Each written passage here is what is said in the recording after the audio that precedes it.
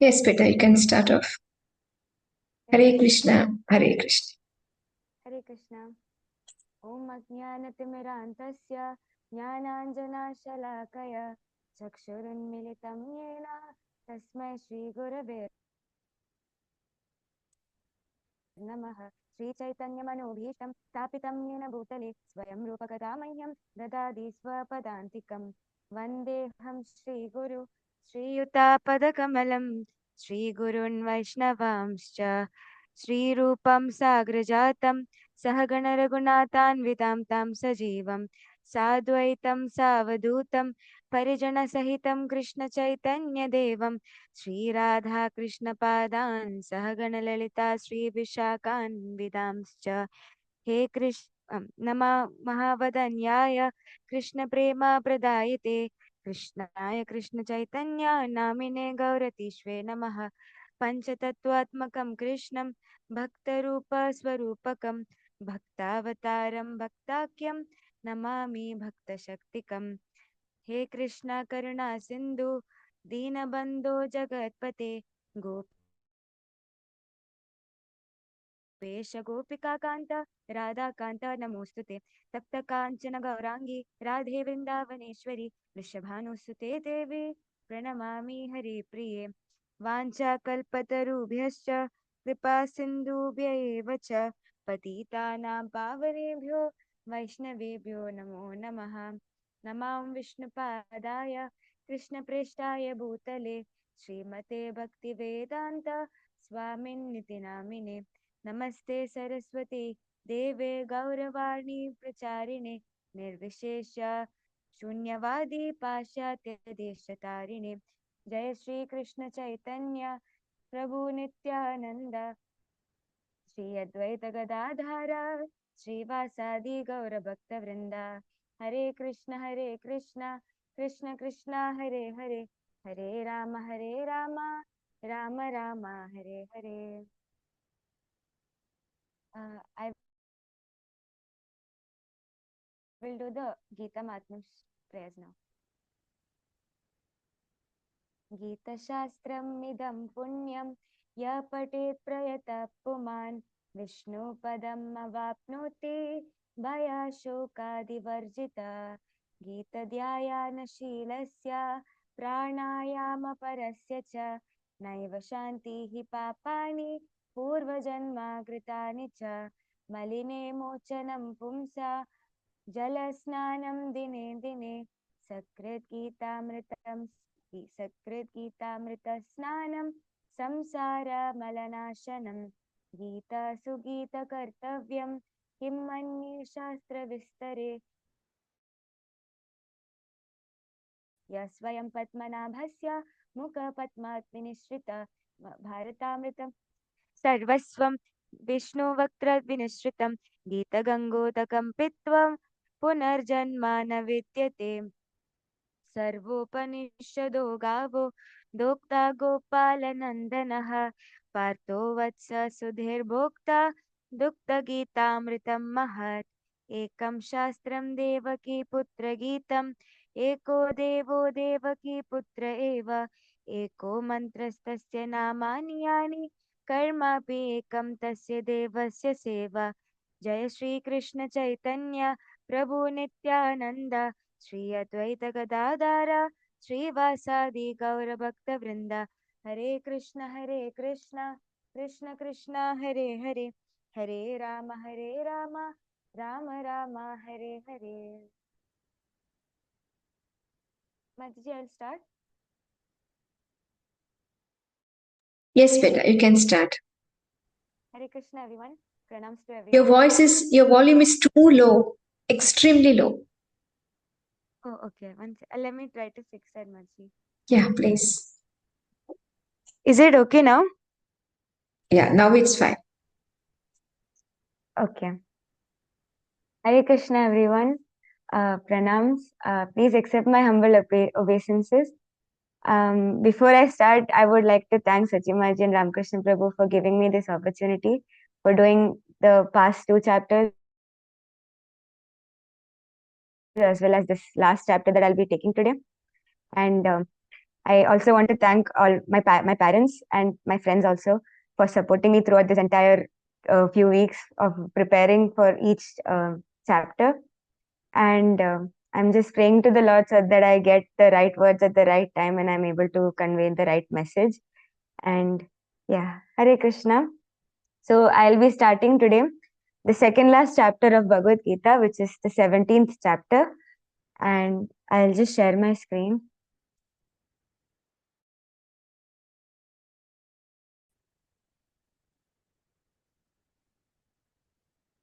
One second.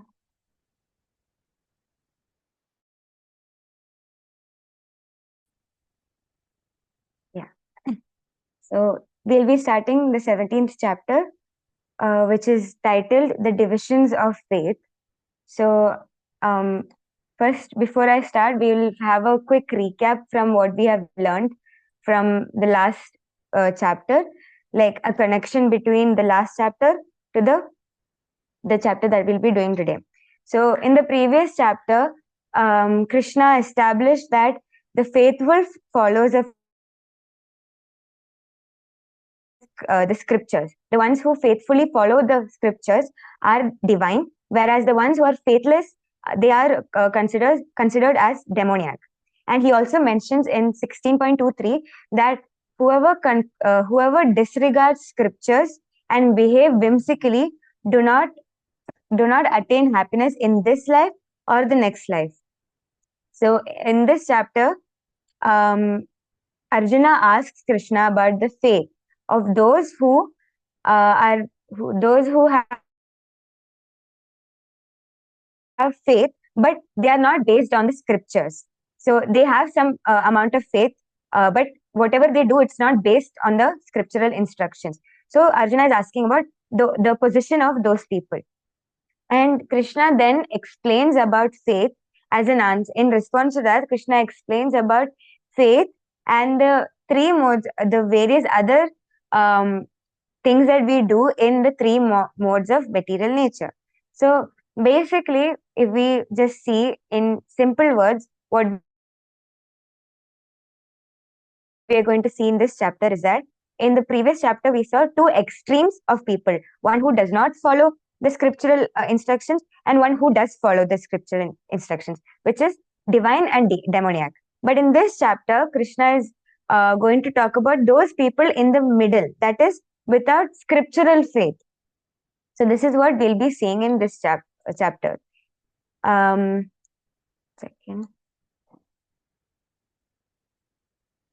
Okay, so like every chapter, we'll be doing an acronym. And for this chapter, it is the word is face, where F stands for faith, A is austerity, C is charity, and E is enjoyer of everything. So faith is explained in the verses 1 to 7. And if we're going to understand that, we can understand it like when people refer to someone who has faith, they usually refer to religious people. So they refer religious people as people of faith. But in reality, if we think about it, everyone has a small amount of faith, no matter what it is. They have a small amount of faith in something. It doesn't necessarily need to be God itself. So we can understand that by an example of banks. For example, banks, we keep our money there.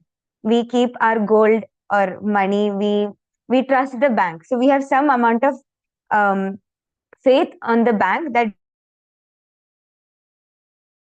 they will protect our money or our gold or whatever it is. That faith we have. So without that faith, we cannot survive in this world. Where will we store our money? Where will we save our money? So without a little faith, no one can survive in this world. And what does it mean to have faith? It to have faith, it means to like see opportunities or value something we haven't experienced yet. So that is what faith means. And therefore, we can understand that according to their faith, according to the modes that they are in, they have different kinds of faith. They will acquire different kinds of faith. And according to that, people will adapt to different kinds of lifestyles and they have different kinds of characteristic traits as well. So Krishna in this section, he begins by giving examples of different diets and different sacrifices each person does. So this is what we'll be seeing in this part of the section. And the next part is austerity, which will be we'll be seeing that from verses 14 to 19. So austerity, we can understand that in order to achieve something, one must undergo some kind of austerity. So like example, like as a student, if we are having an exam, we take the austerity to not go out, to maybe sacrifice something fun that we love to do, just so that we can sit and study. So what it means is that we are sacrificing some of our pleasures or some of our comforts for the benefit of something, for the purpose of something of long-term benefits. So this is what austerity means. To achieve something, we undergo some sacrifices. That is what austerity means. And so here Krishna explains different kinds of beneficial sacrifices to one's mind, body, and words, and how they will be using that in different sacrifices, and what different things we'll be doing. And then next one is charity. We'll be understanding charity in the verses 20 to 22. And it is that Krishna explains different types of charity and how it truly benefits someone, and how charity must be done so that it will have its true benefits. And he'll also be explaining some certain parameters as well. So this is what we'll be seeing in verses 20 to 22. And the last part is E, which is enjoyer of everything. So what we will be seeing is that throughout this entire chapter, Krishna discusses all the things that he's telling. He discusses it with reference to the three modes of nature, which is mode of passion, mode of goodness, mode of passion, mode of ignorance. So whatever he's going to discuss, he'll be discussing it with reference to that. But there is something that we have to understand. It is very essential that we understand that whatever activities that we do, even if it is in the mode of goodness, it will always yield some kind of karmic reaction. So when it yields karmic reaction to the performer, the person who's performing it, it will bind that person in to a repeated cycle of birth and death. So whatever you do, even if it is in goodness, it will still bind you to repeated existence in this world. But what is the way out? So in we see that in Vedic hymns, we see that God is defined as the supreme enjoyer. So by the three words, that is Om Tat Sat. Thus, if all our sacrifices, our penance and austerities, if we dedicate it to the Supreme Lord, and we do it for the pleasure and His favor, then such activities, it will yield a permanent effect, a permanent benefit. It will be permanent. And with this kind of a transcendental aim, if we do all our activities, then it becomes liberating instead of entangling us again into this material world. So this is what we will understand in this entire chapter. So when we see this chapter in sections, it will be first Arjuna's inquiry, and then Krishna saying that one's mode is what determines one's activity, faith, and worship in different modes. Then he says the different kinds of food in different modes, and sacrifices in different modes, austerities in different modes, charity in different modes, and then finally he will explain about Om Tat Sat. So we will begin with section A, which is once more determine one's activities, faith, and worship in the three modes of material nature. So what we see in the first verse is Arjuna's inquiry. So what he inquires is that if one with faith follows some rule mentioned in the scriptural injunction, what is his position? and then, follow some rules not mentioned in the scriptural injunctions. What is his positions? And then he's asking, are those who create God by selecting a human being, placing their faith in him, worshipping in are they worshipping in goodness, passion, or ignorance? So some people, they take a person and they fully put their faith in them and then worship them. So are those people worshipping in goodness, passion, or ignorance? And then his question is, do such people attain a perfectional stage of life? And then finally, do those people who do not follow the rules of the scriptures but have faith in something and worship gods and demigods and men attain success in their efforts? So these are the questions that Arjuna asked the Lord. So finally, the Lord starts answering from the second verse. So he says, if one does not follow the Vedas, one will follow the natural instincts, which will be in goodness, passion, or ignorance. Like how the section A title is, one's mode determines one's activities, faith, and worship in modes. So he's saying, if one does not follow Vedas and whatever, so one will follow the natural instincts. So whatever situation he's surrounded by, so the whatever modes he is in, that will that will show that whether he is in goodness, passion, or faith, and that will also determine what kind of faith he's having. So this is what we understand from the second verse. And then, who are in these modes? So how are we binded to these three modes of material nature? So who are in these modes? So those who know the rules and regulations of the scriptures, but out of laziness, they give up following these modes. They are governed by these modes. But if we think about it, when originally we are all transcendental beings, we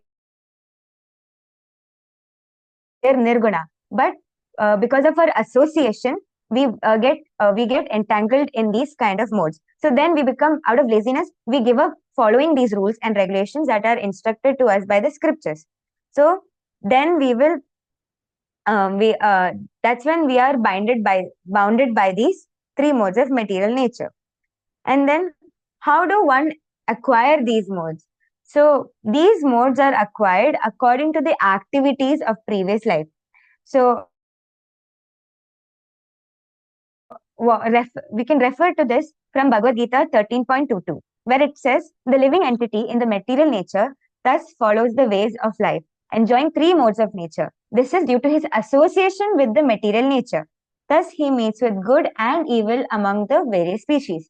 So, whatever association and whatever activities he does through that association will make him enjoy these three modes of nature. This is why he is getting entangled in these modes of, he's coming under each mode of the material nature. And now, how to change the influence of these modes? How do we get through this? How are we going to be not entangled in these modes? So this we can do only with the help of a bona fide spiritual master. And if one abides by the rules of the scripture and with the help of a bona fide spiritual master, he or she can change the influence of this mode. And if that person considers things carefully with intelligence, and this intelligence he will get from with the association of a bona fide spiritual master. So this is what we understand from this part. And then when we go further, we see that association according to the modes, like we said earlier, according to particular type of faith, those people associate with certain people. So people with people in mode of goodness, they associate with people with people who are also in mode of goodness. Whereas people with mode of ignorance, they will also associate more with those people who are of the same, who are also in the same mode. And so this is, and then we in the same verse what is the original position of a living entity? So we all should understand that we are all a fragmental part and parcel of the Supreme Lord. And thus, originally, like I said, we are all transcendental to the modes. We are nirguna. So we can, again, we can go back to the previous chapters, 15.7, I think. It is Mamai Vamsho Jiva Loke, Jiva Bhuta Sanatanaha. We are all eternal, fragmental part and parcel of the Supreme Lord. So we are originally transcendental. And what is the cause of this conditioned position? It's because we have forgotten our the Supreme Personality of Godhead, and because of that, we are getting entangled in this different modes. And so he's having artificial faith, and he's not understanding what is the real goal. So, and then next is, what is the only path back to the original position without fear? So, what we can understand here is that although one may be conducted by this impression, like whatever mode he is in, and he's having some impression in his life, again, again, we'll come back to the same point that we're originally nirguna or transcendental. So one has to become cleansed of this material contamination that he has acquired, and in order to like cleanse this, he should take up to Krishna consciousness, which he can only do by the help of a bona fide spiritual master. So one has to become cleansed in order to regain his relationship with the Supreme Lord. So if one does not take this path of Krishna consciousness, he will surely come under this modes, that is mode of goodness, passion, and ignorance. Now, we've been saying about faith. So what is faith? So faith is like to trust someone. Like we are completely like originally it comes of mode of goodness, and strong faith, we can say, is a product of like goodness, mode of goodness. So one's faith may be in a demigod or a created god or someone, something that they have in their mind. So here in we can see that in Chaitanya Charitamrita, Madhya Leela, Chaitanya Mahaprabhu instructs Sanatana Goswami that Shraddha is confident, firm faith that by rendering transcendental loving service to Krishna, one automatically performs all subsidiary activities. Such faith is favorable to the discharge of devotional service. So, this is what faith or Shraddha means: to have a firm faith on when we are rendering transcendental service to the Lord. So, no works are completely purified in this material conditional life. We can only say that we are in pure goodness, or when we can understand the Supreme Personality of Godhead. So only when we are in that pure goodness state can we understand the Supreme Personality of Godhead. So on the basis of different religious principles, when goodness is contaminated, our heart is also tainted according to the different modes that we are in. It results in different types of worship and principles. So what is real principle of religious faith is to be situated in the mode of pure goodness, where pure goodness is when we understand the Supreme Personality of Godhead, when we engage ourselves in Krishna consciousness. So real principle of religious faith is when we are situated in mode of pure goodness. So different types of faith will lead to different types of worship. So that is what we'll see it in the next verse. So different worship according to the modes. So this is from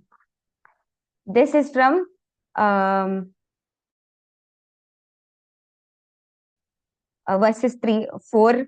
This is from verse 4. So in goodness, one worships demigods, for a particular purpose. So example, Brahma, Shiva, Chandra, Indra, and sun god. People who are in mode of goodness will worship demigods. But people who are in mode of passion, they worship demons. Like a man worshipping Hitler during the Second World War, they are in the mode of passion. Whereas in ignorance, one worship ghosts and spirits. So, worshipping the dead spirits or ghosts or sexual service, these all will come under ignorance. So, in verses 17.2 to 4, it describes that those who have given up scriptures out of laziness or because the required worship was troublesome, but they are still faithful to worship the demigods. They are still faithful to worship the demigods. But in the verses 5 to 6, it is contrasting it.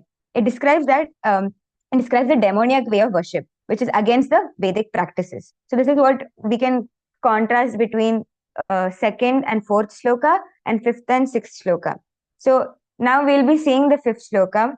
In fifth shloka, we are talking about demoniac austerities, where it is not recommended in the scriptures, but it is done out of pride and ego with some ulterior motives. Or for suppose, like we can say, this person is doing some austerity for something exterior, something like promoting like a political party, like, or during elections they might be promoting a political party, so for that they might be doing different austerities. So that comes under demoniac austerities, and that is impelled by lust or attachment or greed or strength. And then because of this, they'll foolishly torture their body as well as the super soul inside. So this is what we understand. And here we can understand different kinds of worshippers. They are described according to their external activities. So only the Supreme Personality of Godhead is worshipable. So in Srimad Bhagavatam, Canto 4, 3rd chapter, 23rd shloka, it is written, Satvam Vishuddham Vasudev Shabditam. Man in pure goodness worships Vasudeva. But what is the cause of these different worships? We know that the only person to be that is worshipable is the Supreme Personality of Godhead. But what is the cause of these different worship? So those who are not so conversant or faithful on the scriptures, they worship differently. So according to the modes. So how to purify different qualities of material modes of nature? So how do we purify this? We are in this kind of a mode, and how do we purify this? We purify this through association of devotees. We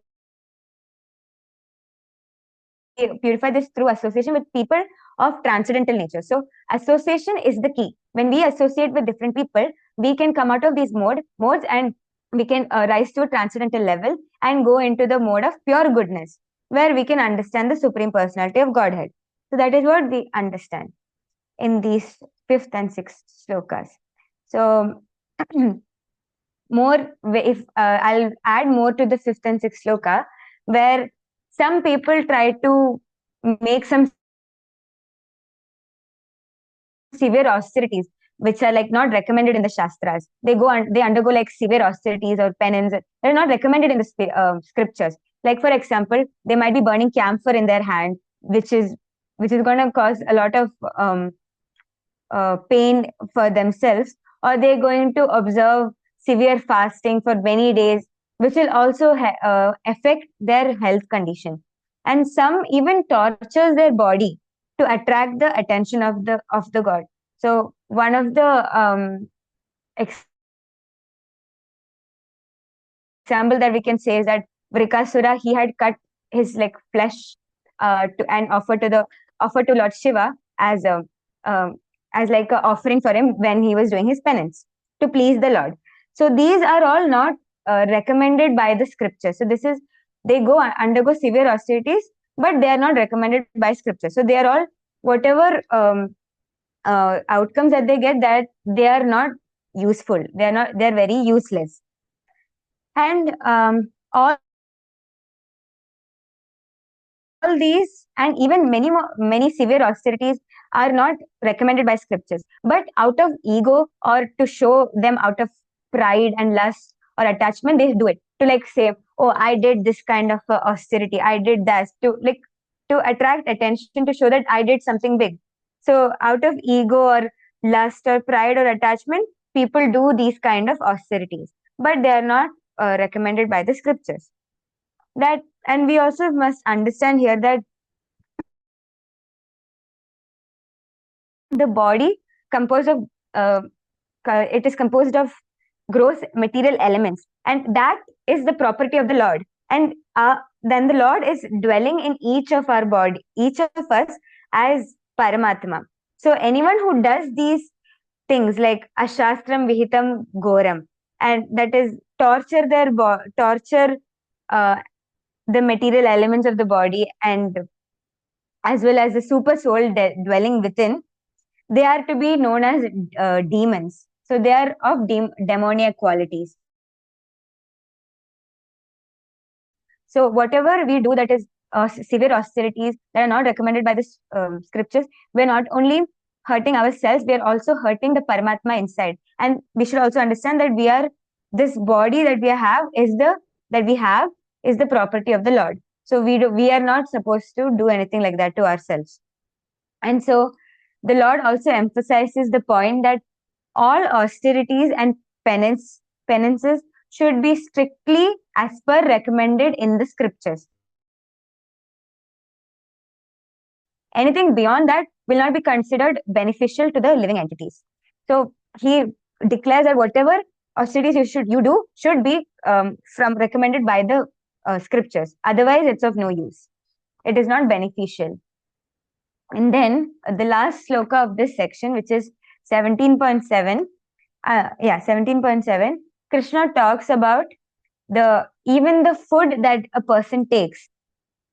Each person like prefers is according to the three modes of material nature that he is in. So we will identify the mode of faith, identifying the mode of faith. How will we identify?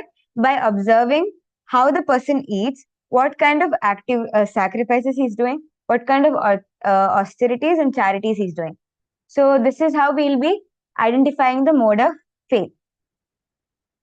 And who are those wise people who are not bounded by these?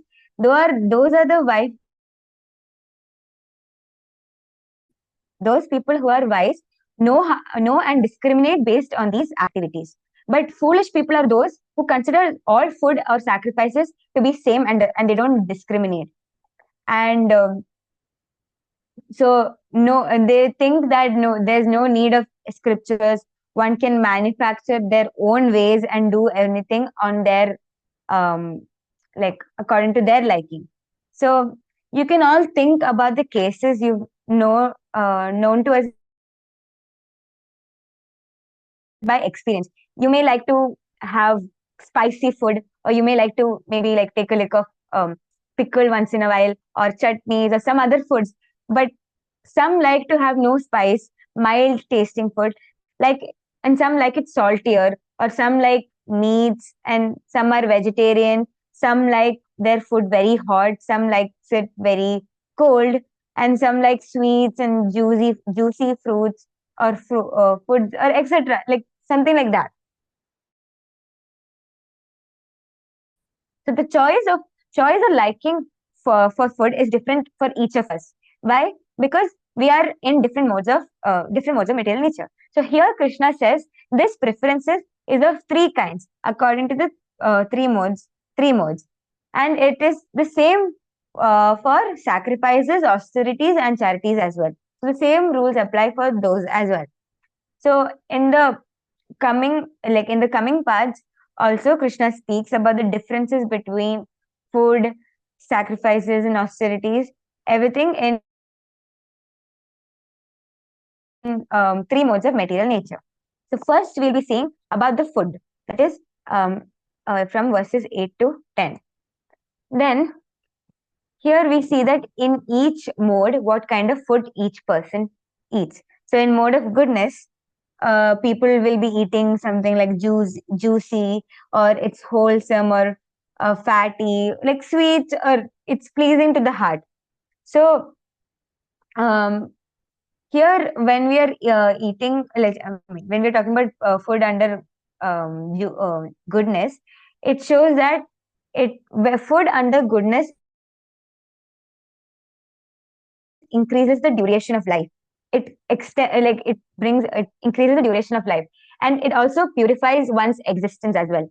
And another thing is that it gives strength, health, happiness, and satisfaction also. So this is what what we get from eating food under the mode of goodness. And then when we talk about food under mode of passion, this kind of foods are too bitter, or too sour, too salty, or too dry, or too hot, or too spicy. So this will come under mode of passion. But the problem with this is that it will cause a lot of distress. Distress, it refers to like pain while eating such foods. Like when we are eating burning food, it causes pain. When we are eating too much like spicy food, it also causes pain. So it brings distress to us, and it also brings misery to us. And um, after that, we'll also like face so many diseases as well when we are eating food under passion, like mode of passion. Then mode of ignorance. Mode of ignorance are like food that are tasteless or decomposed or putrid or something like that. It is those foods always come under the mode of ignorance. And here one thing is that food cooked more than 3 hours before eating. So except prasadam, that is offered to the Lord, anything cooked for more than 3 hours and you're eating that, that will come under a mode of ignorance. And yeah, so this is what we understand here. And so basically food that is tasteless or decomposed or putrid, and yeah, this is what we understand, that these kind of foods come under mode of ignorance. Now what does the past authorities have like to say about this? So they say that there are selected foods that will there are selected foods according to the above mentioned purposes. So, for example, milk products or rice, wheat or sugar or etc. They are the only animal, like those are the things that we can actually eat. And the only animal fat of milk is allowed. So we are not supposed to eat animal fat, but milk is a source of animal fat, and that is the only source of animal fat we are supposed to be intaking. So this is like a civilized method of obtaining the amount of fat that is needed by a body, and this also like um, rules out the animal slaughter. So it's like um, it like stops animal slaughter also, because we're not killing any animals for their meat. We're just taking the milk and we're using that for the fat that we need for our body. So like for suppose proteins are also available from split peas or dal and all. And what is the best food according to them? The best food are the remnants of the Lord, that is prasadam. That is considered to be the best food. So the only way to make the food antiseptic or eatable for everyone is to offer the food to the Supreme Personality of Godhead and accept His remnants. So um, that is the way we intake the best food. So in Bhagavad Gita 9.26, Krishna says, offer anything with love for me and I will accept it. So he says, Patram pushpam phalam toyam yome bhaktya prayachati tadaham bhakti upahritam ashnami prayadatmanaha. So whatever we take in, if it is a remnants of the Lord, if we offer it to the Lord and then take it, that is the best food one can intake. Then we'll be going to the next part, which is sacrifices in three modes. So generally, there's a tendency for everyone to offer sacrifice with some kind of a purpose in mind.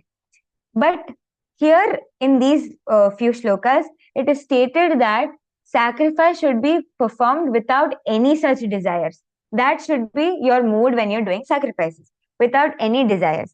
It should be done as a matter of duty. Take, like for example, we can say that going to temple or going to churches or doing a ritual, it should be generally they are performed to like for some material benefit, but that is not the case. You should be doing it out of duty. You're like offering respect to the Supreme Lord, offering flowers or offering food or prasadam to the Lord. These all should be done as a um, duty to learn, not for some desires, for some fulfillment of some desires. So that should be the mode when we are doing sacrifices. So everyone that thinks that like thinks that there is no use of going to temple just to worship the Lord, but for like worship for economic benefit is not recommended by the scriptural injunctions. So one should simply go to the Lord to offer respect to the deity, simply go to the temple to offer the deities, take part in the different services that are happening in the temple, offer your offer flowers, do devotional service. That should be your motive. It is the duty, and it is like the duty of every civilized man to obey these injunctions of the scriptures and offer their respects. So this is how we are supposed to do, and this is how they do it in mode of goodness. So sacrifice is a mode of goodness, in short, is performed according to the scripture, and it is done as a matter of duty, and it is done without desire for material results. So this is how sacrifices are done in mode of goodness. Now, when we see more sacrifices that are done in passion, so these sacrifices are done for some elevation to the heavenly kingdom, or for those reasons. So or some material benefits that they want in this world. For those reasons, people under mode of passion does sacrifices or rituals. So such sacrifices or ritual performance are considered to be in the mode of passion. So now when we see sacrifices in ignorance, so faith, when people say that people have faith in mode of darkness or ignorance, it is actually not faith, it's actually faithlessness.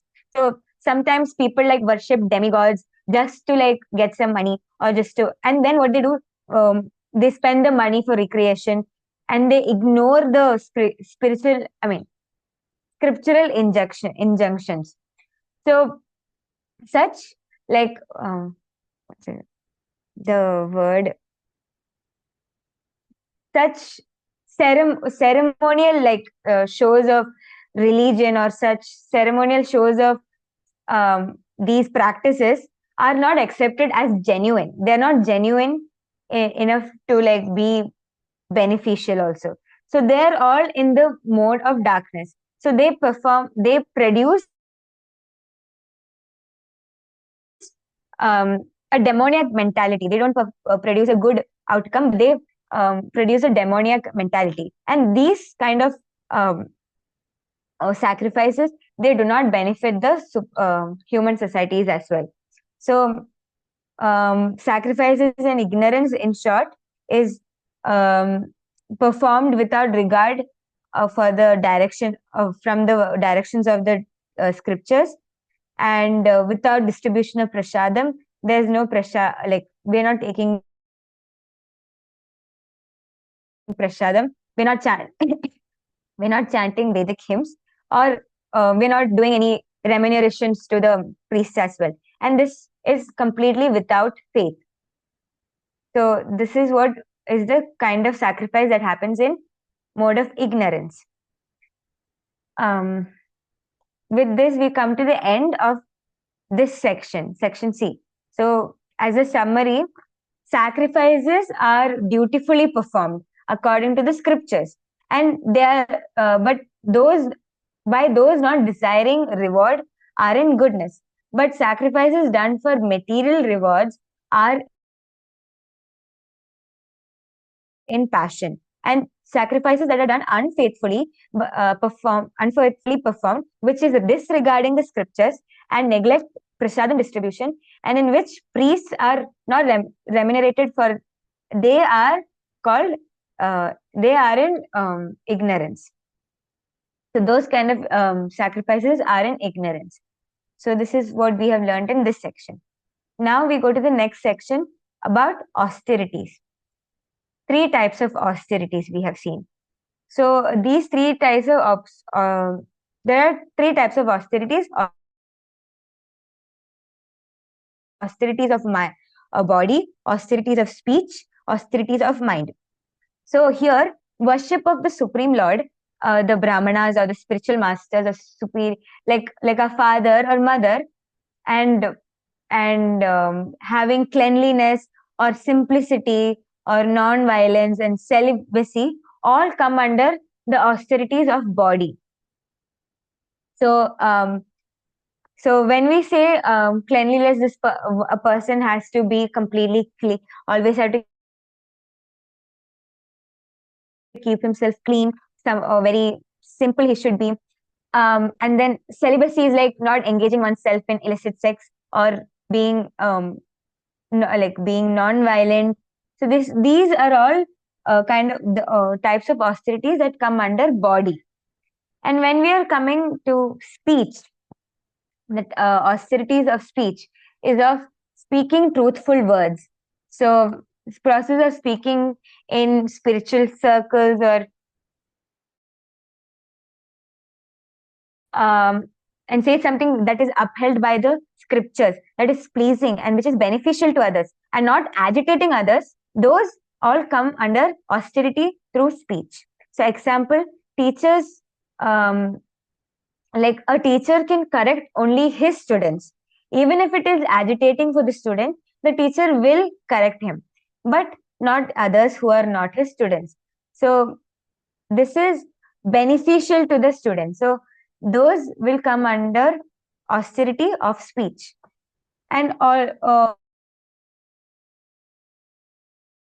regularly reciting the Vedic literatures or chanting the holy names, those all of those come under austerities of speech. And one should study the limitless stock of Vedic literatures that are available to us. So these are the things that come under speech. Then the third type of austerity is the austerity of mind, which is self-control and purification of one's existence, and then simplicity. All of this will come under austerities of mind. So what is the basic principle to practice austerity of mind? So to make the mind austere, one must detach themselves from sense gratification and train their mind to always think good for others. So this is how we can practice the austerity of mind and cultivate gravity in thought. That is, like train your mind to not deviate from Krishna consciousness. So that is, you're pulling yourself towards Krishna consciousness. So you should train your mind for that, to not deviate from it. And we should always avoid sense gratification. And how the mind derives satisfaction.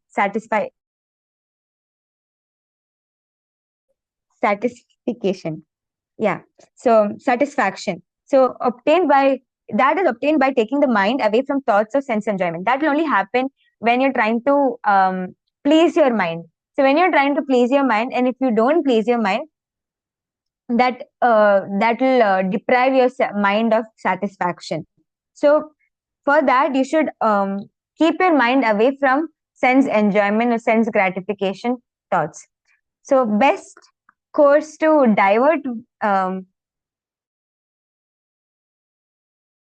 your mind is to like engage yourself in Krishna consciousness, and not in these kind in the present age, whatever engagements we have, not by engaging ourselves in that, but by reading the scriptures, engaging ourselves in devotion service, like listening to the stories, the pastimes of the Lord. These are the ways which we can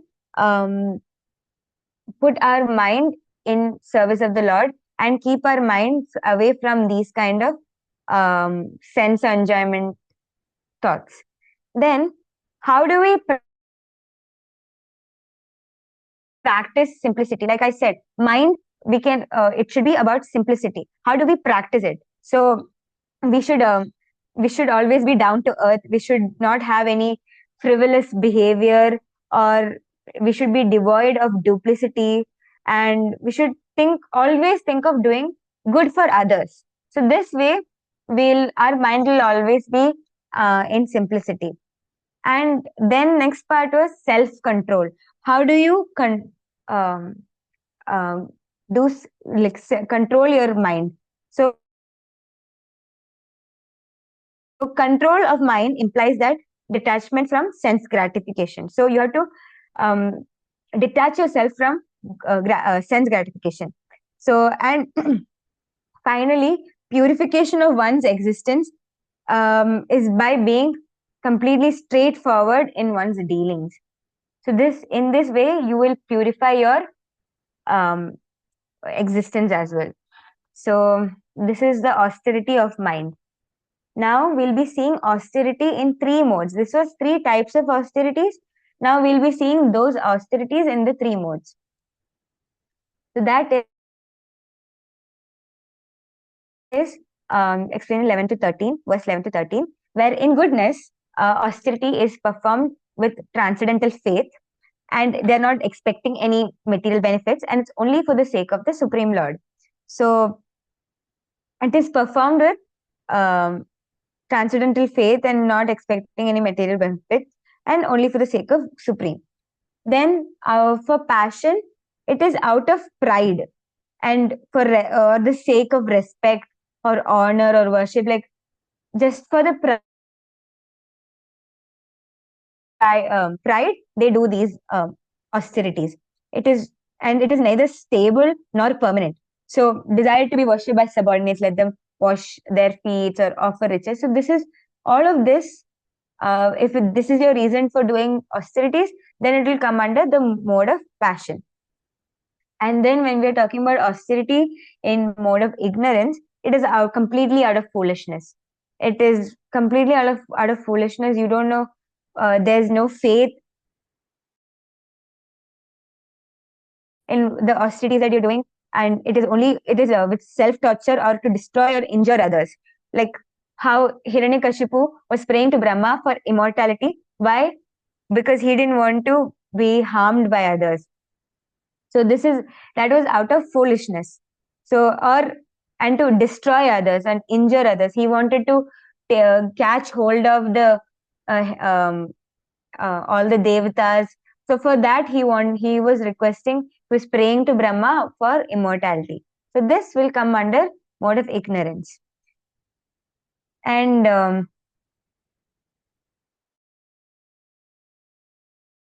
yeah, then in the summary of this section is that austerity can be of the body, mind, or speech. And when austerity is faithfully performed for the sake of the Supreme, it is in goodness. When austerity is done pridefully to gain self-respect and worship in passion, that worship is it is in passion. And foolish austerities resulting in self-torture or injury to others, those kind of austerities are in ignorance. So this is what we understood from this section. Now we'll be going to the next section, which talks about charity. charity in three modes: charity in goodness, charity in passion, charity in ignorance. So, charity in goodness, we can say that it is done out of duty, and it is done without expectation of anything in return. There's no expectation or there's no expectation of reciprocation also. And it is done at a proper time and place, and it is done to a worthy person. Like, it should be done to a worthy person. And charity in passion is given with the expectation of reciprocation, with desire of fruitive results, or in a very grudging mood, unwillingly. So this is charity in passion. And when we say charity in ignorance, it is given at an impure place, at an impure time, for impure place at an improper time, and for improper reasons as well. So to undeserving persons. So this is with disregard or discourtesy. So that is coming under the charity of ignorance. In Vedic literature, charity is given to a person who is engaged in spiritual activities. That kind of a charity is recommended. So to give charity to someone who is engaged in spiritual activities is recommended in the Vedic literature. There is no recommendation for giving charity indiscriminately. Like, there's no one has told in the charity in scriptures that you can give charity to anyone and everyone. There are certain parameters that needs to be followed. So in Vedic literature, it is said that to a person who follows spiritual activities, charity can be done. Therefore, charity is recommended to be given at a place of pilgrimage and at lunar or solar eclipse. So these are the parameters that we have to follow when we are doing charity. It should be at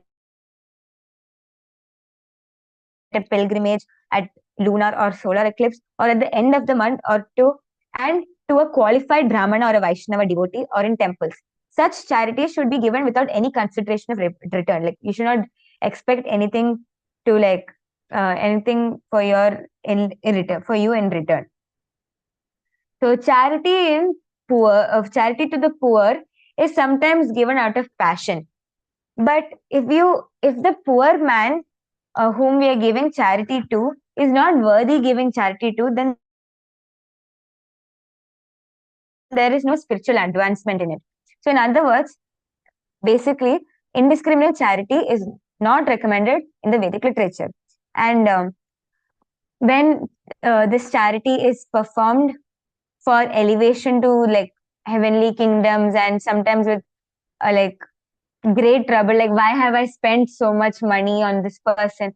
Why did I do this? Like, when you start regretting it, like, when you're giving it under some obligations or at the request of a superior, these kind of charities are always under the mode of passion. So when charity is done in grudging mode, that comes under charity of passion. And when you're expecting something in return or some fruitive result, that also comes under charity in passion. Charity in passion, yeah. And then contribution to like, when you're doing charity for indulgence or in intoxications or gambling, and those are not at all encouraged here. That sort of a contribution is in the mode of ignorance itself. It's like encouraging sinful people to do more sinful activities. You're helping them do more sinful activities.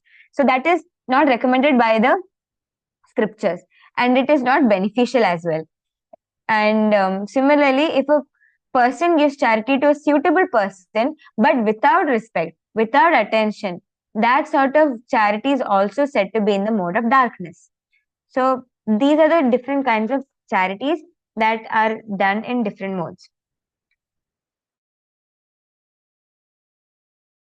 And so the summary of this section is: charity is given dutifully at the proper time, and charity given dutifully at the proper time and place to a worthy person is in goodness. So when you give out of duty at a proper time and place to a worthy person, then that charity is in goodness.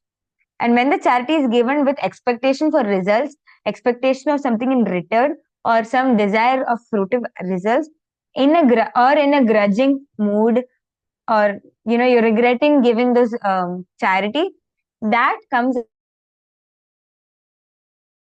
under charity in passion. And charity performed disrespectfully at an impure place, at an impure time, to unworthy person, that charity is in ignorance. So this is what we saw in this section. Now, the last section of this chapter, which is Om Tat Sat, the conclusion. Now, what does Om Tat Sat indicate? Om Tat Sat particularly indicates the absolute truth, the Supreme Personality of Godhead. So this is what Om Tat Sat means. And what is the purpose? Like it helps. Why when we say Om Tat Sat, it is of three words. So what are the purpose of these three words? When we say Om, it is helping us to remember the Lord.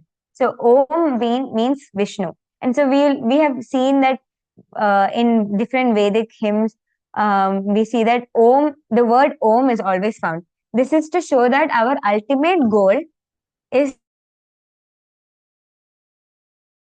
ultimate goal, or the supreme goal, is the Lord Himself, is to attain the Lord. So in Vedic hymns, we see that Om is always found. So it will help us remember the Lord. And performance of everything on behalf of the Supreme Lord, it will assure us in perfection of all activities. So this is the meaning of Om. And next one is Tat. Om Tat. So Tat describes detached work for the sake of liberation. So you are doing your work detached, but for the sake of liberation. So what is the purpose of Tat? It is freedom from material entanglement. These activities are done with disregard of fruitive results. You are not expecting any fruitive results. So this is Tat, to do detached work for the sake of liberation. And then Sat. Sat means describes the absolute truth is the objective of devotional sacrifice. It is indicated by the word Sat. And a person who performs such sacrifices are also called Sat. So all the works that we do, whatever we do, the sacrifice, be it charity or austerity, or penance, whatever, if we do it to please the Lord, those are also called as Sat. And they reveal, or they give us the true spiritual nature. So here in these last verses, we say prashate karmani. That means that prescribed Vedic duties are purificatory process from time of conception to the end of one's life.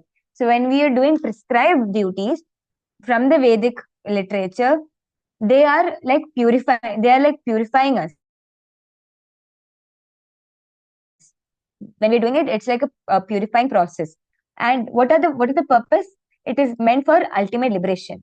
And in all such activities, one should vibrate Om Tat Sat. When we're doing our prescribed duties, in all activities, we should vibrate Om Tat Sat.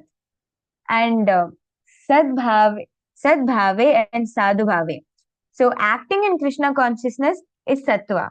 And one who is fully in conscious of Krishna consciousness,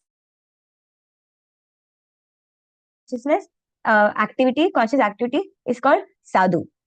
So that is what we understand, the transcendental situation. Yeah. So when we are acting in Krishna consciousness, we are called Sattva. And when one who is fully in conscious of Krishna conscious activity, they are called sadhus. Tad artiyam, offering to the Supreme. So when you're offering service to anything which represents the Supreme, like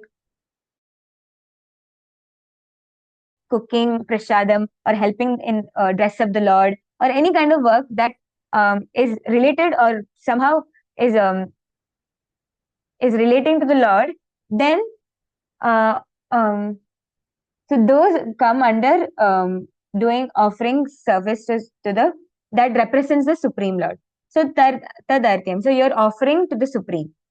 And last is practical application of Om Tat Sat. Om Tat Sat is used when when initiating a person or offering a sacred thread or many other yajnas. So this is when we use Om Tat Sat, like practically. Here and then we see that Krishna finally in the last shloka, he no, actually, so like so far Krishna has described the existence of a person under the three modes by his worship, food, austerity, sacrifice, and charity. So this will determine one's faith. So now he's explaining that all the defects can be removed by chanting Om Tat Sat, because Om Tat Sat is the name of Lord Vishnu. It's the Supreme Personality himself. And that the activity itself will become transcendental. Thus, the person who is not non-scriptural, who has non-scriptural faith, can be gradually elevated. So this is what Krishna is trying to explain to us through this Om Tat Sat. So this section basically describes the right spirit of performing sacrifice, like yajna, dana, and tapa, sacrifice, charity, and austerity.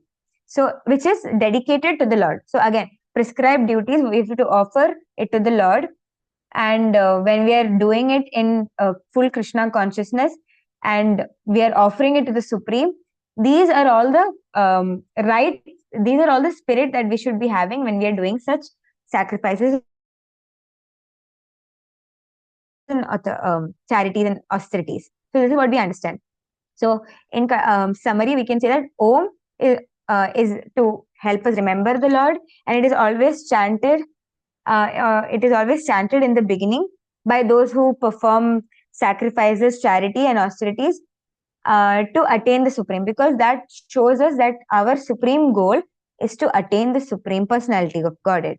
So that is why Om is there. And Tat is uttered by persons aspiring for liberation from material entanglement and entanglement, and they perform sacrifices, austerity without desiring any fruitive results. They're only aspiring for liberation. And Sat is used to indicate absolute truth, Sadbhave, and also the knower or seeker of the absolute truth and the performer of sacrifice, Sadhubhave. And all these auspicious work of sacrifice, austerity, and charity are performed to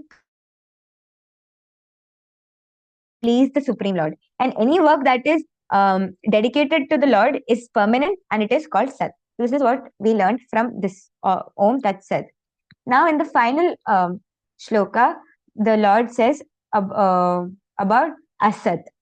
So here about Asat, Krishna describes any religious activity not done in proper consciousness is practically useless. Anything without faith in Supreme is impermanent, and it is called Asat. And it is useless in life. And it is not only useless in this life, but also in our next life. So whatever we do, we should do it in really we should do it in proper consciousness, and in a transcendental situation we should offer it to the Supreme Lord, and we should work without having any desire for fruitive reactions. So this is about this entire chapter. So before I end this chapter, can I ask someone to summarize each section, like section by section, what they understood in each sections?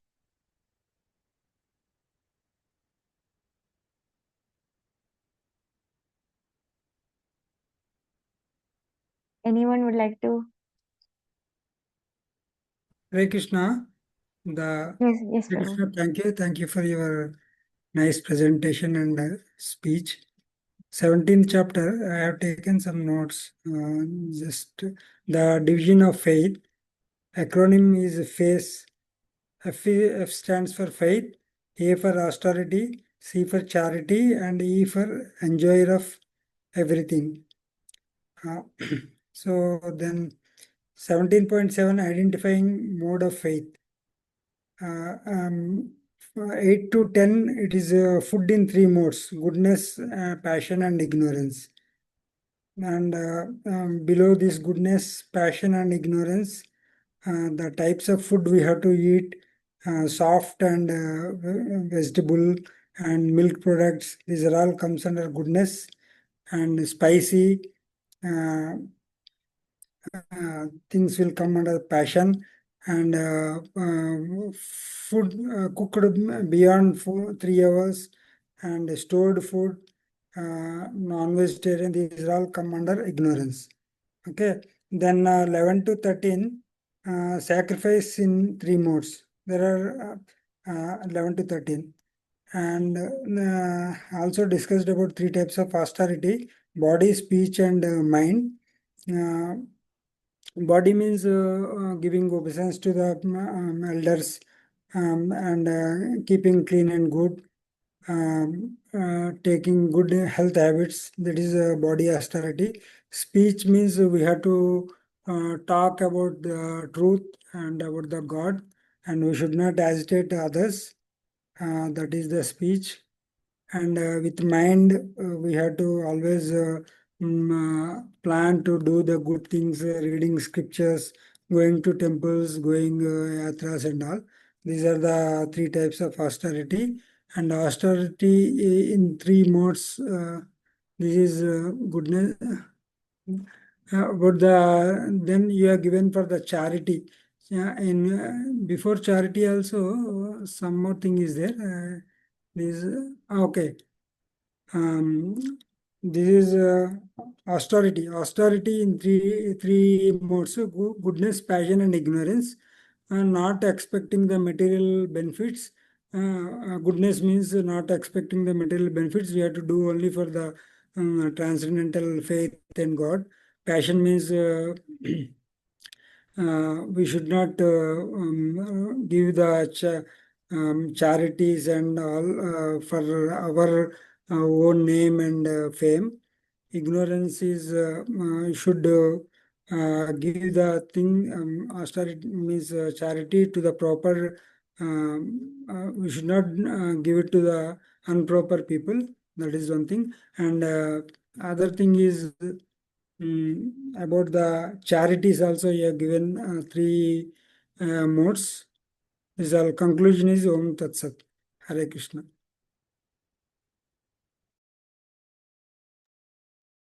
Thank you, Prabhu. Thank you so much.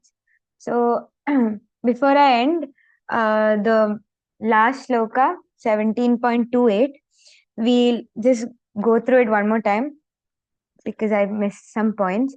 So, basically, in this verse, it is telling that this verse, it declares that sacrifice, charity, and penance without the faith in Supreme is abominable, because it is useless, because it becomes temporary, and without faith or proper guidance, there cannot be any fruit to it. So there is no, it is of no use. There's no benefit from it, and no success is obtained without following the principles that we have to be following. So why this principle of faith in Supreme is emphasized? Because like when we like our ultimate goal is of the ultimate goal of all Vedic scriptures is to understand Krishna. So this faith in Supreme is, that is why this faith in Supreme is being emphasized. So advice of all Vedas is that in all Vedic scriptures, there should be, I mean, it is told that everyone should have faith in the Supreme. So this is advice in all the Vedas.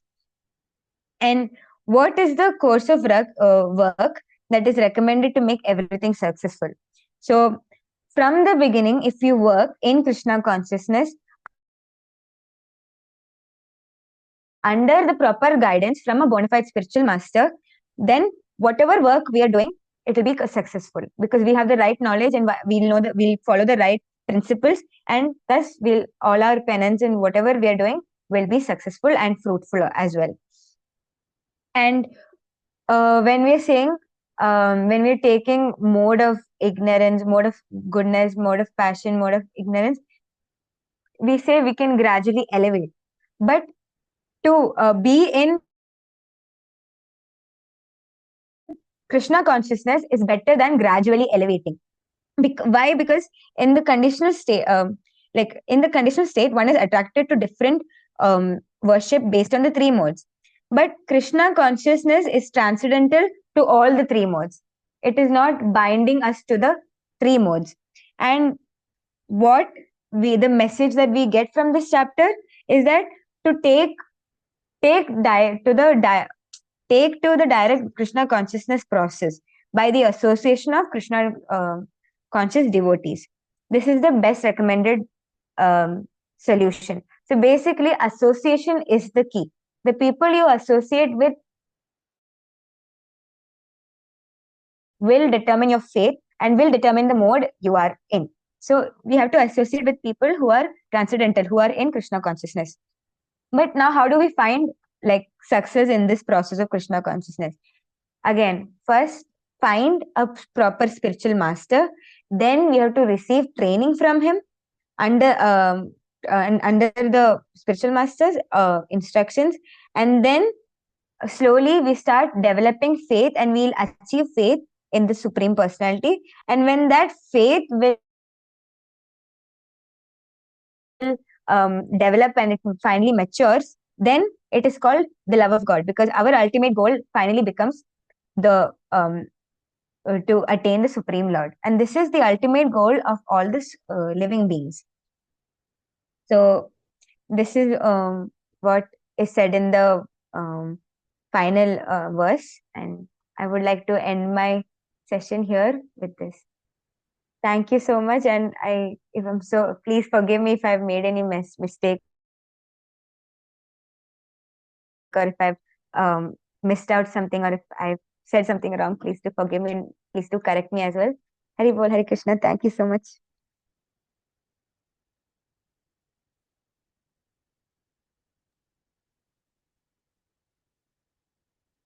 Hare Krishna. Hare Krishna, Mataji. Hare Krishna, Sreelakshmi. Yeah, thank you. Thanks to you. And very nicely done. But I don't know, maybe was it only for me or for others? For every two sentences, there was a break. I mean, you had, I think, lot of network issues today. I think so. Or is what only for my problem? Did others also find the same thing? Yeah, Yes, Mataji. In between there were yeah, almost every two sentences we felt there were some internet issues. Anyway, but in spite of that, you did wonderfully. Thanks, Sreelakshmi, for taking us through the 17th chapter, again a technical chapter. In fact, I would say the last entire 6 chapters is quite technical, but you're all doing very wonderful. In fact, just to talk on these chapters itself, I would say you need a lot of courage. It's not easy to speak on these chapters. Yeah. So may Krishna bless you all, dear. And for those of you who are hearing Sri Lakshmi for the first time, Sri Lakshmi is the dear daughter of His Grace Satyarupa Prabhu and her Grace Vimalini Keshri Devidasi. She just finished her grade 12 and she'll be entering her university. And as you all know, she's a wonderful Kirtanaya and a dancer as well. And you will see that in a couple of days in Janmashtami.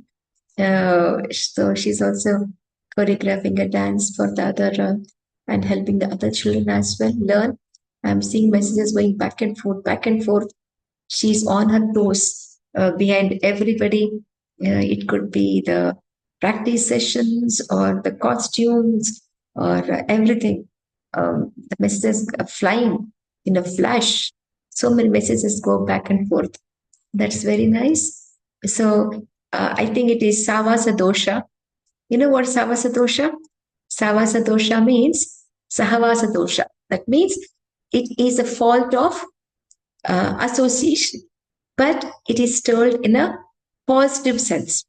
Like because you're closely associated with Tulsi Gopi, so you also learned all those wonderful, administerial, what to say, those wonderful ways of means and doing things. Because Tulsi Gopi is a taskmaster, wonderful taskmaster, and she knows how to get things done from everybody, and she's on her toes and get things done. So because you're closely associated with her, so you also learned all those tricks, and I think she is very nicely guided you also. I'm very happy that you're all very nicely progressing in this path. I'm very, very happy. I know Krishna will be very pleased. Gurudev will be pleased. Prabhupada will be pleased by your wonderful services in bringing so many souls to this path and also giving them this nectarian Krishna Katha day after day. That's very wonderful, Beta. May Krishna bless all of you. So if you have any questions, if anybody has any questions, please feel free to ask. Yes, Devyani has a question.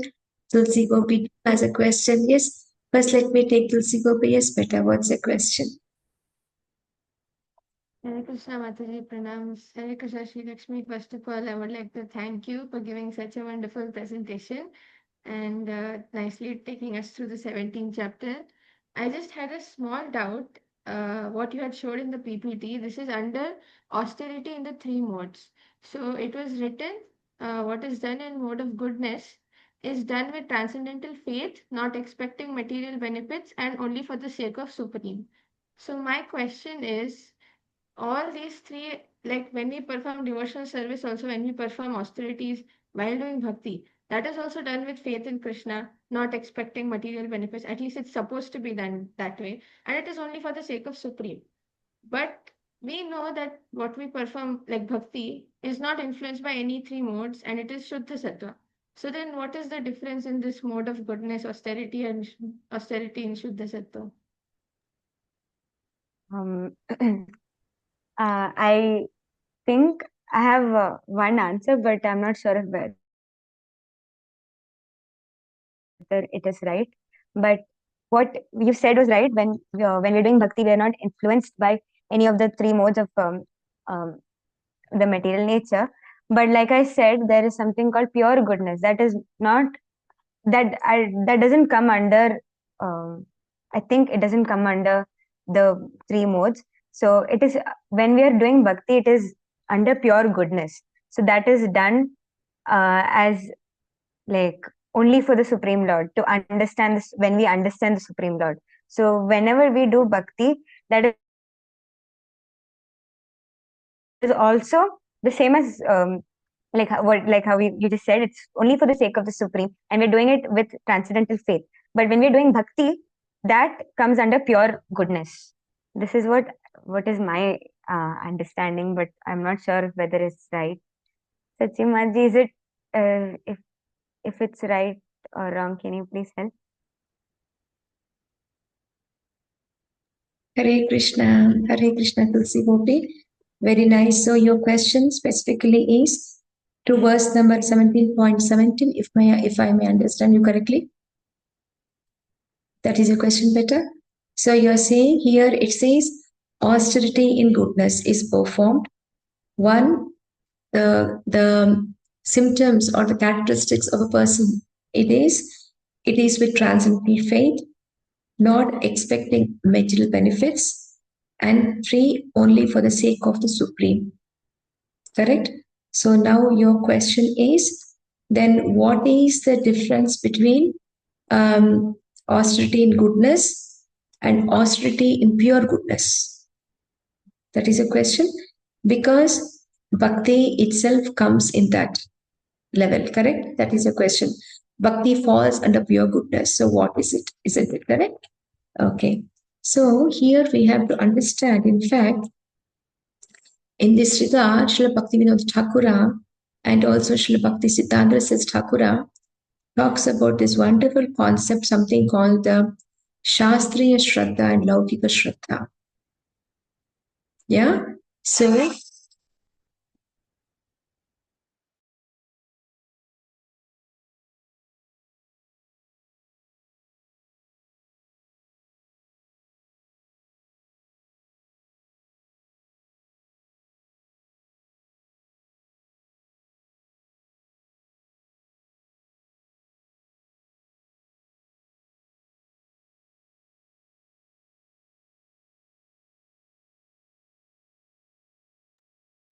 yeah, sorry, better, sorry.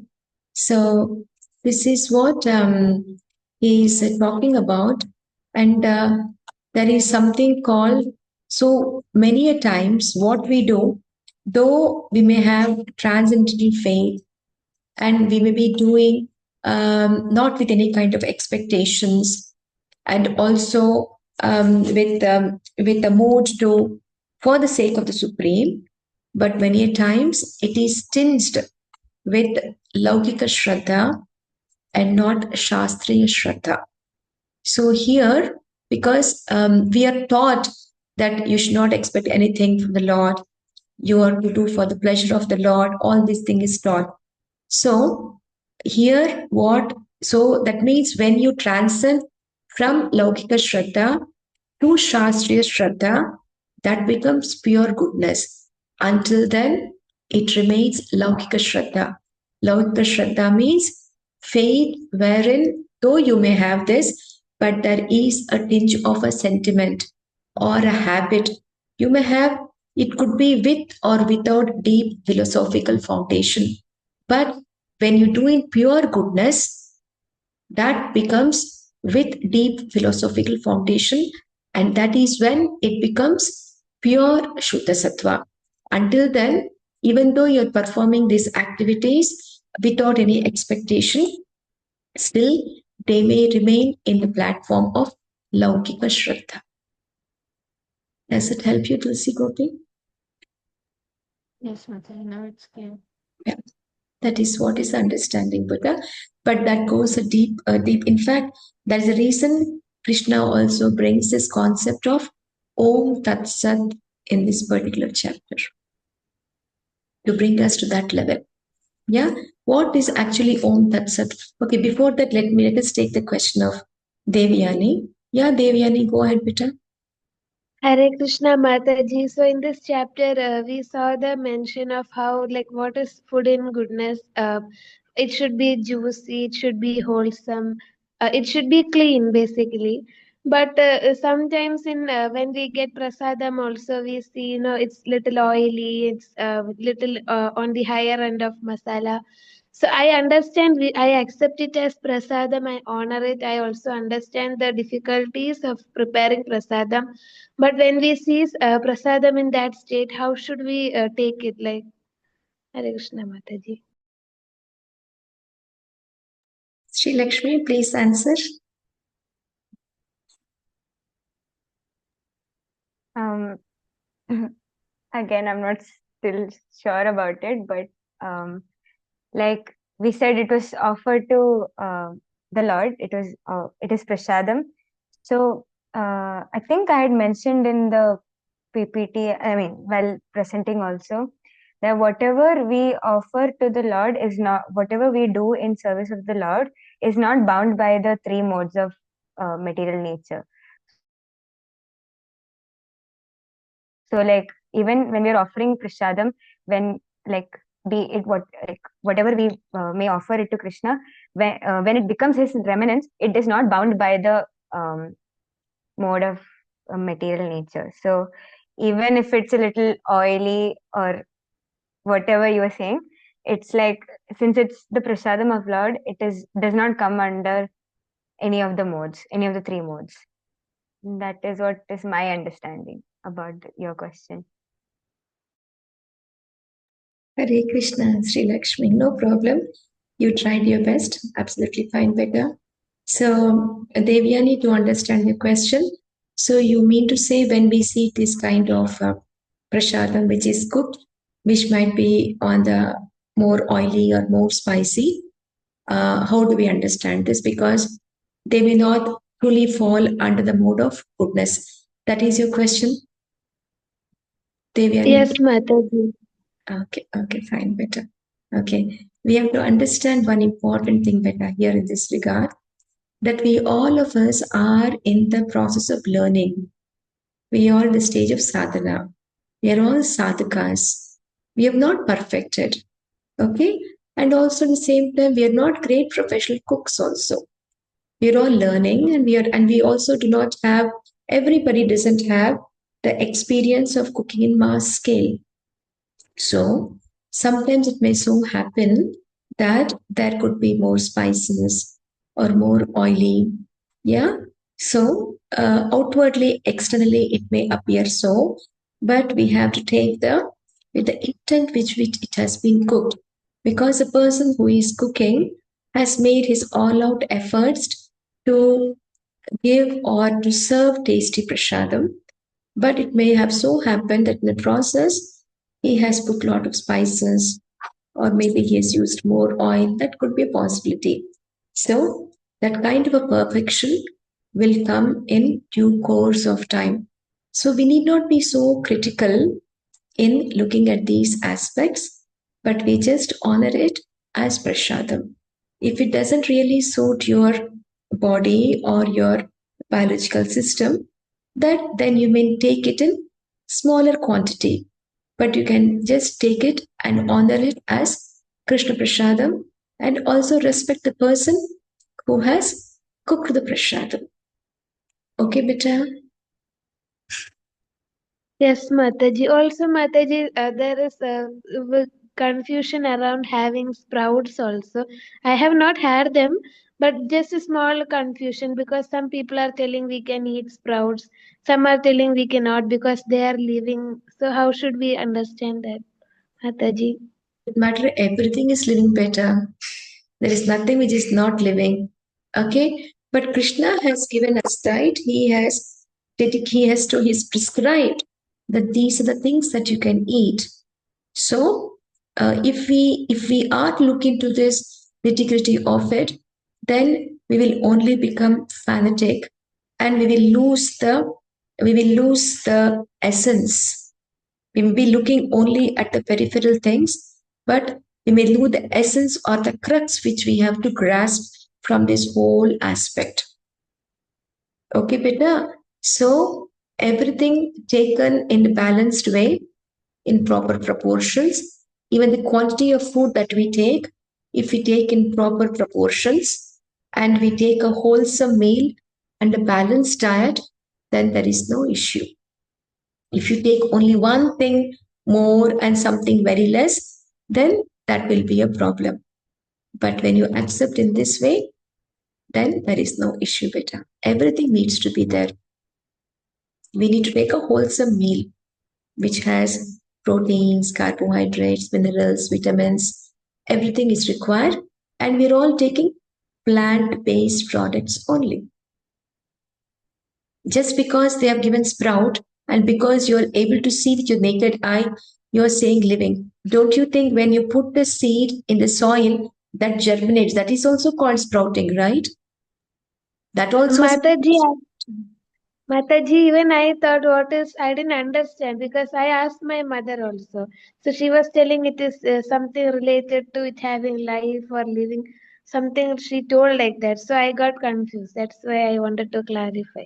No problem, beta. Absolutely fine. Absolutely fine. Did you understand, beta? When you sow a Yes, seed, Mataji. that also germinates. What comes? It is a sprout, right? The initial one, what comes is called, that is sprout only. Yeah, and these are the legumes or the pulses that you soak and then it sprouts. That also is sprout that you take directly, but this, it grows as a plant. So that is living, right? So both of them are living, but the form in which we consume is different. Okay, beta? Understood, Mataji. Hare Krishna. It's very clear. Okay, beta. Fine. Yeah. So thank you, Sreelakshmi. Thanks to all the wonderful devotees who have assembled today on the call. And we have one more session to go, which is the 18th chapter, but also we'll be um, having another section on chapter 13. 13, right? Which was Madhava's chapter 13, I think, correct? Yeah, because we lost that chapter which I could not record.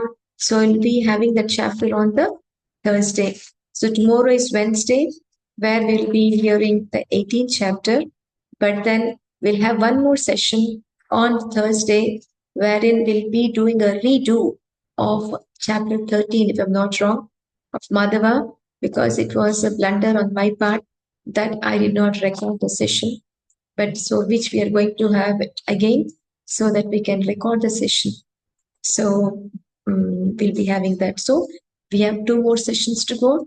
So I request all of you to please be available for both the sessions and encourage the children and pour your blessings profusely on all these wonderful children. Okay? So we do not have any further questions today. So may I ask Sreelakshmi to do the Vaishnav Pranam mantra? And have you prepared any quiz better? Mataji, I have a few more questions to add. So I'll add it and send it in the group. Okay, better. Absolutely fine. It's also fine. Yeah. Okay. So will you please do the Vaishnav Pranam mantra? Yes, Mataji. वाञ्छाकल्पतरुभ्यश्च कृपा सिन्धुभ्य एव च पतितानां पावनेभ्यो वैष्णवेभ्यो नमो नमः। जय श्री कृष्ण चैतन्य प्रभु नित्यानंद हरे श्री अद्वैत गदाधर श्रीवासादि गौरभक्तवृंद हरे Krishna Krishna Krishna Hare Hare Hare Ram Ram Ram Hare Hare. Very cool. Thank you, Beta. Thanks to all of you. Tulsi Gopi, your question is answered right. You're clear, right? Some other day we can discuss about this chapter more in length. Okay? I will, in terms of Om Tat Sat, we can discuss that in detail separately. Okay? Why the concept was introduced by Krishna in the first place, what is significance, and how we as practicing devotees should understand that concept. Okay, Beta? We'll discuss on that some other time. So take care. A very great day, wonderful day, and see you all tomorrow, same time, same link. Okay, Hare Krishna. With this, with Krishna. the I'll end the session here today. Okay, Hare Krishna. Hare Krishna.